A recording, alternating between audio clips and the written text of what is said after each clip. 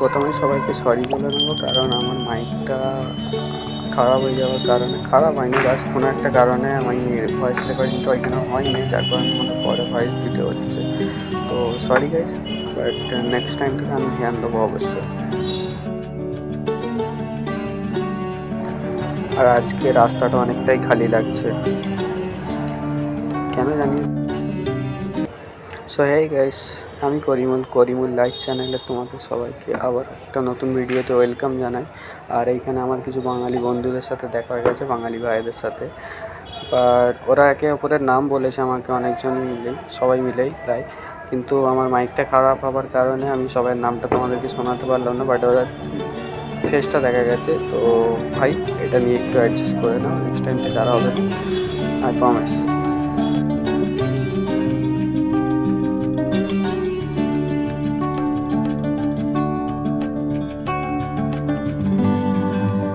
আর এখান থেকে আমরা ফাইনালি টোটোতে উঠে পড়লাম। টোটো করে যাবো হচ্ছে আমরা ভিওয়ানি জু। ভিওয়ানিতে একটা ছোটো মতন চিড়িয়াখানা আছে, তো ওইখানেই যাওয়ার ইচ্ছা ছিল আজকে। আর তো চলো যাওয়া যাক ওইখানে।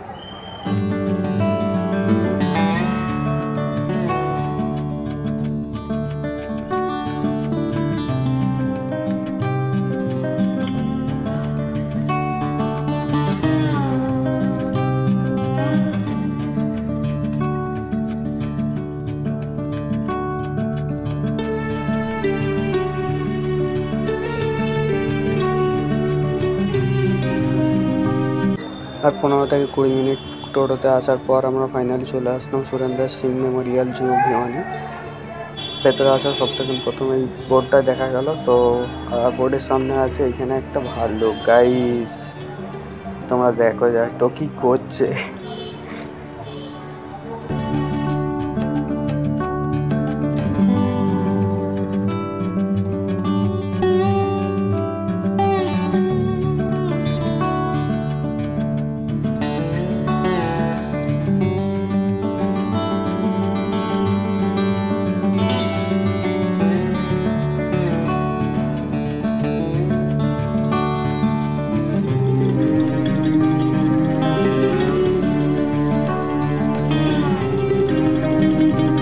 ভাল্লুকটা মানে চুলকানো হয়ে গেছে, যেই থেকে এসছি আমি সেখান তখন থেকে আমি দেখেই যাচ্ছি ও চুলকাই যাচ্ছে। বাপরে বাপ, কত চুলকানি হয়েছে ও।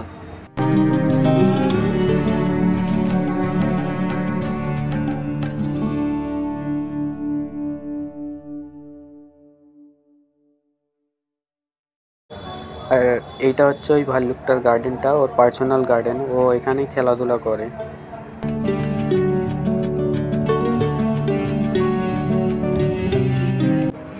নেক্সট আমরা এই বোর্ডটা দেখতে পেলাম। এই বোর্ডটাতে লায়নের বোর্ড আছে, বাট এখানে আমরা কোনো জায়গায় লাইনটাকে দেখতেই পাইনি গাইস।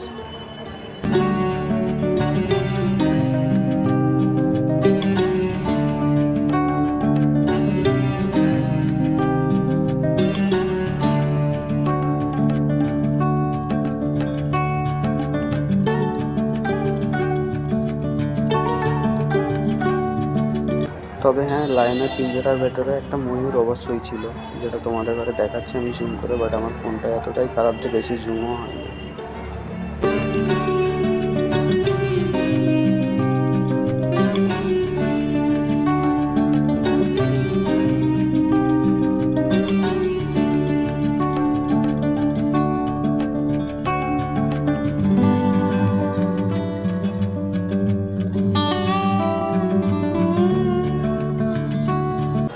নেক্সট আমরা এই বোর্ডটা দেখতে পেলাম চিতাবাঘের।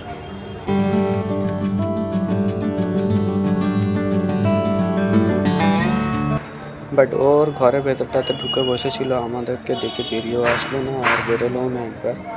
ও ওইখানেই বসে বসে রেস্ট করছিল।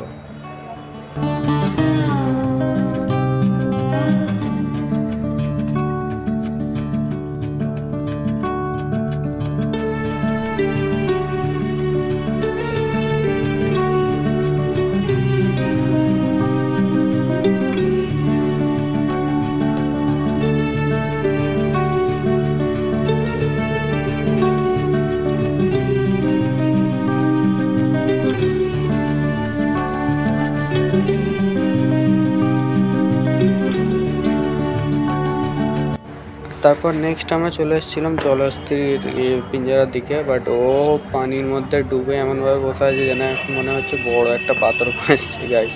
আর এই জায়গাটা দেখো, আর এইখানে একটা প্লেন উঠছিল, প্রাইভেট জেট যাকে বলা হয়। তো ও এমনভাবে শুয়ে আছে বা বসে আছে বুঝতে পারছি না, তবে একবার করে লোড ছিল, বাট খুব একটা ভালোভাবে দেখা হয়নি, আমরাও দেখতে পাইনি আর তোমাদেরকেও আমি দেখাতে পারছি না।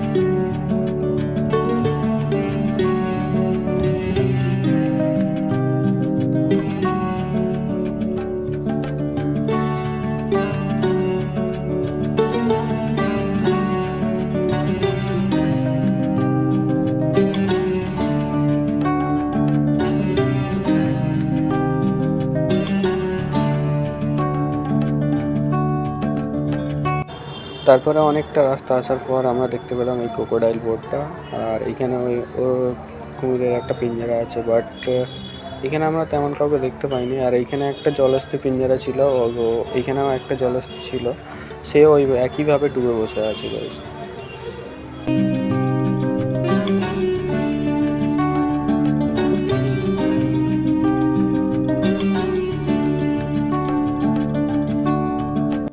আর এইটাই হচ্ছে কুমিরের পিঞ্জারা, বাট ও আড়াই উঠে বসে আছে, মানে অনেক ঘাস বা বন জঙ্গলের ভিতরটাই করে, খুব একটা ভালোভাবে দেখতে পাইনি আর দেখাতেও পারছি না খুব ভালোভাবে, বাট চেষ্টা করছি তোমাদের ঘরে দেখানো।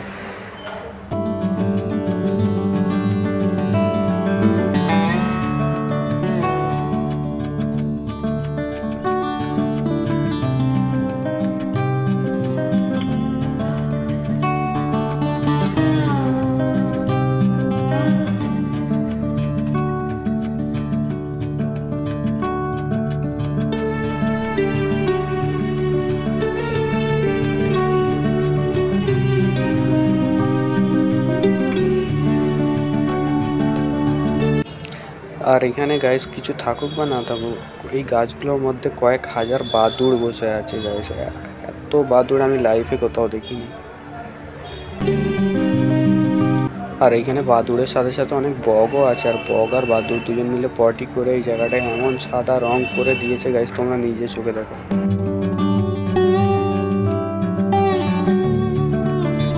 আর ওই দূরে পানির মধ্যে একটা ক্রোকোডাইল ভাসছে, কুমির একটা, তো খুব ভালোভাবে দেখা যায়নি, আর খুব ভালোভাবে দেখতেও পাইনি বা দেখাতেও পাইনি।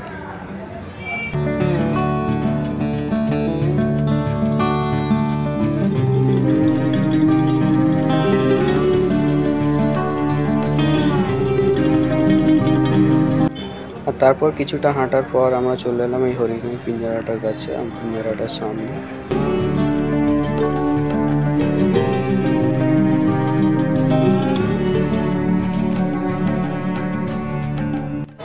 আর এসে দেখলাম গাইস, সামনে পিঞ্জারাটা অনেকটাই বড়, হরিণের পিঞ্জারাটা প্রায় অনেকটাই বড় আছে, বাট আমাদের সামনে কোনো হরিণ ছিল না, আমাদের থেকে অনেকটা দূরেই হরিণগুলো বসেছিল, দাঁড়িয়েছিল।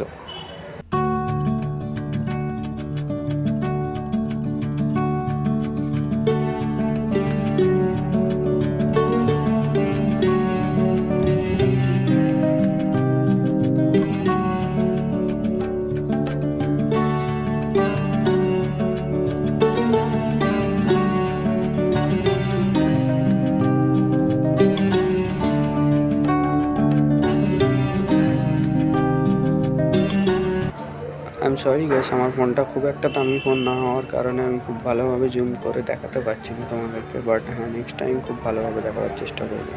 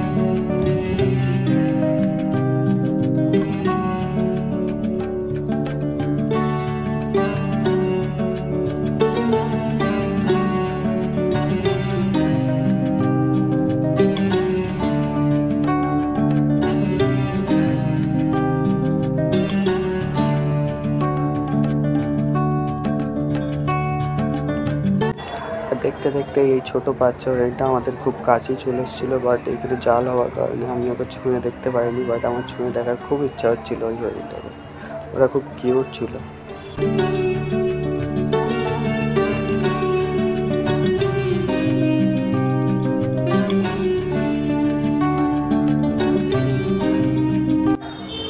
হরিণের পিঞ্জারাটার পাশে এখানে একটা ছোট্ট কুমিরের পিঞ্জারাও ছিল, আর ওরা এখানে ডাঙায় উঠে তিনজনে রেস্ট নিচ্ছিল, শুয়েছিল।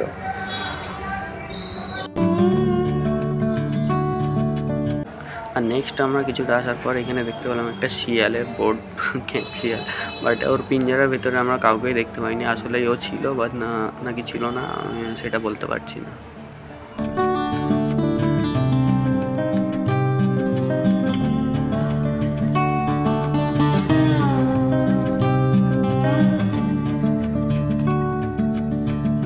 নেক্সট কিছুটা হেঁটে আসার পর আমরা দেখতে পেলাম এই ছোটো মতন গার্ডেন আর বসার জায়গাটা জাস্ট ভালোই লাগছিল দেখতে, বাট আমরা ওইখানে বসিনি, আমরা সঙ্গে চলে আসছি এখান থেকে।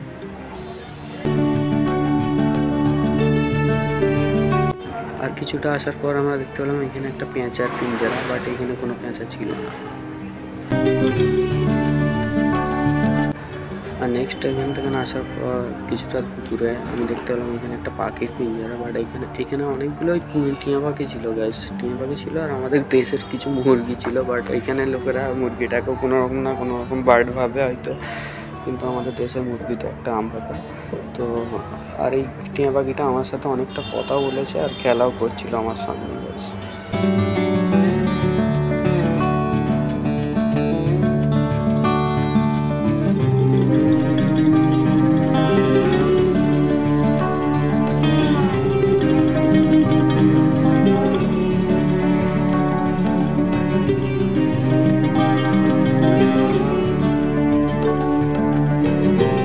আর আমরা আস্তে আস্তে বাঘের পিঞ্জরার পিছনের দিকে এসে দেখলাম বাঘটা ওখানেই বসে আছে, ও ওখান থেকে বের হয়নি।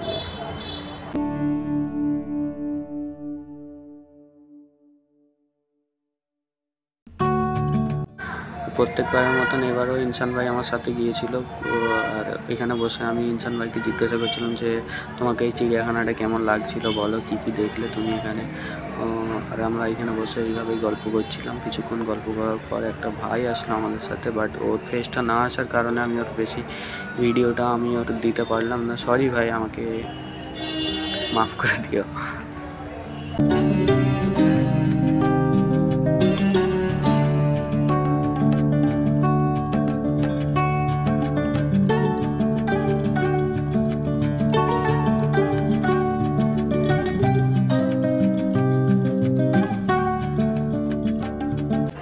অ্যান্ড দ্য লাস্ট মোমেন্ট আমরা সিংহর পিঞ্জারার পাশটায় আর একবার যাওয়ার পর দেখলাম সিংহগুলো বাইরে বেরিয়ে ফাইনালি বসে আছে।